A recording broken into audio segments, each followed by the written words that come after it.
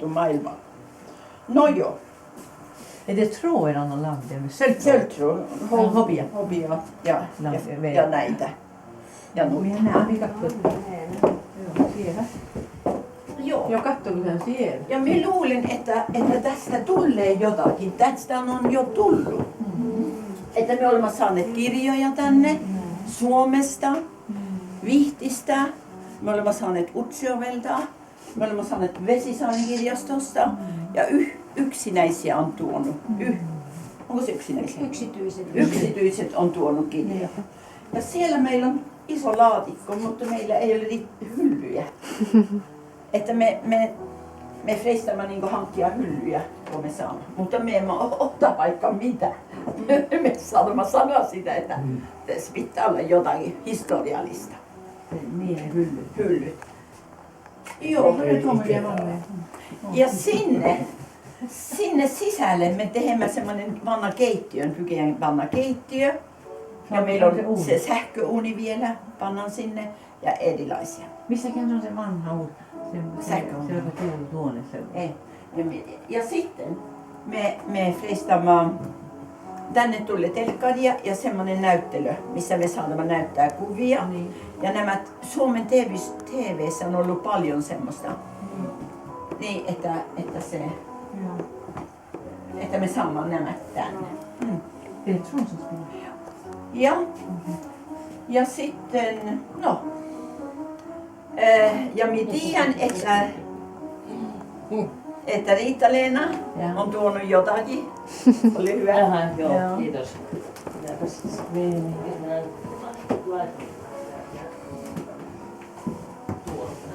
Tää on tämmönen pahvilaatikko, joten minä otan ensin se mitä mulla on, niin pois. Oi, mikä kirja on se. Me saadaan kertoa, että me olemme saaneet Pauluharjun tänne. Mutta se vielä on siellä meillä. En muistanut ottaa sen. Ja sitten Elsalle viime syksyisestä. Onko nämä sinun vai ei ole? Näytä. Saattaa, että se on minun. Ei.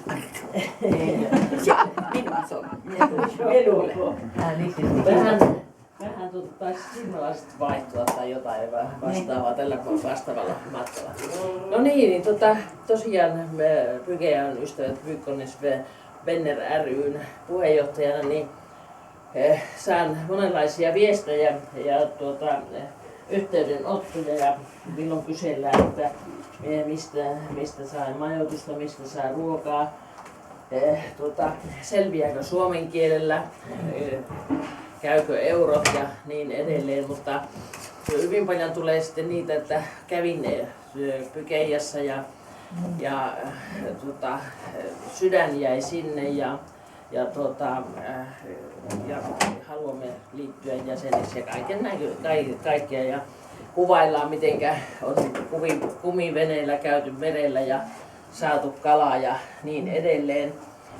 Mutta sitten jo vuonna 2012 eli toissa kesänä eräs mikkeliläinen mies laittoi viestiä, että hän kävi Pykeijässä ja hän teki havaintoja. Hän kävi muun muassa kirjastossa ja hän on muuttanut isosta omakotitalosta huomattavasti paljon pienempään kerrostalohuoneistoon ja hänellä on runsain määrin kaikki semmoista, mikä ei sovi enää uuteen kotiin ja hän haluaisi lahjoittaa Pykeijään kirjoja.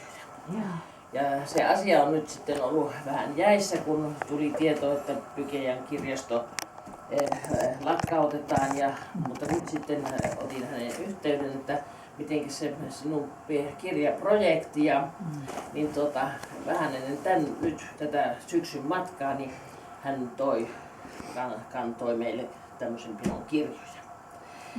Ja vähän kyselin, että miten se on, että kun on tämmöisiä vähän arvokkaan näköisiä kirjoja, niin hän sanoi, että hän ilomielin lahjoittaa. Täällä on Mika Valtarin Sinun egyptiläinen 1, 2. Sitten on A. Kivi, 7 veljestä, Oi. kuvitettu painos. Tämä on hiukan tämä teksti, kun on tämmöistä haasteellista lukeamme. Saatte me osaamaan lukea. Kuuttis, ei. Äiti luki aina Niin, kuuttis. mutta se on vanha. Joo. No sitten Rubenstasta Lagerlöfin kirja. Ja sitten täällä on Vänrikki Ståhlin tarinat kuvitettuna. Niin. Mutta sitten on tämmöinen niin sanottu koulupainos, että minäkin muistan, että kansakoulussa ja oppikoulussa luin tämmöistä Vänrikki Ståhlin tarinoita. Niin. Ja sitten sokerina pohjalla on nahkakantinen kuva Kalevala ensi painos vuodelta. Tuo on arvokas. Se on arvokas. Tämä on arvokas jo. Joo. Vuodelta 1964, kun se oli kenekäs kanssa. Joo, minun kanssa On 64 tai 5. 1965. Ei, 900. 1965, joo. Niin tämä on myöskin semmoista haasteellista luettavaa, mutta onneksi on isoja kirjaimia. Joo. Teksti on isoa. Että. Niin, just Niin tämmöiset terveiset Mikkelistä. Ja sitten kysyin, että kuinka se on, että saako kertoa, kuka on lahjoittaja, niin hän sanoi, että miten se oli se sanonta, että ei mielellään. Minä kysyin, mitä tarkoittaa ei mielellään. Se tarkoittaa, että ei julkisuuteen. Hän ei halua. Hän ei halua nimeänsä julkisuuteen, mutta täällä käynti sen verran sykäytti, että hän halusi muistaa hykejalaisia tällaisilla kirjalahjoituksilla. Olkaapas hyvät, kuka tulee ottamaan vastaan.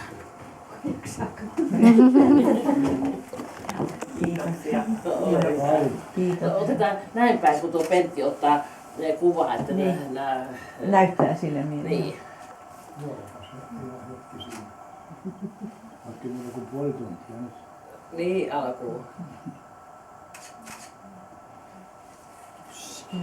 Oli hyvät mallit. No niin, sekin vielä kaiken päälle.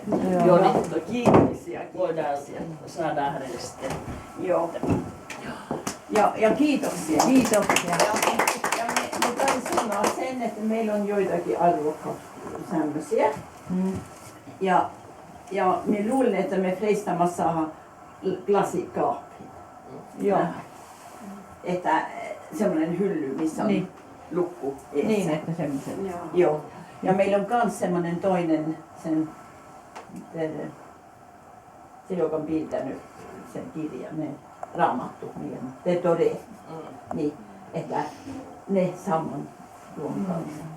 Niin luulen, että vai se, että saa nähdä, että se on sitten arvokas, vai se. Ja minä luulen, että me otamme niitä. Me säilytämme niitä. Niin. Ja sanoo terveisiä. Minä kerron terveisiä. Niin, just. Joo. Niin. Ja niin. Ja minä saadaan lähteä sulle jotakin, että sinä saatat sitten hänelle. Joo. Niin.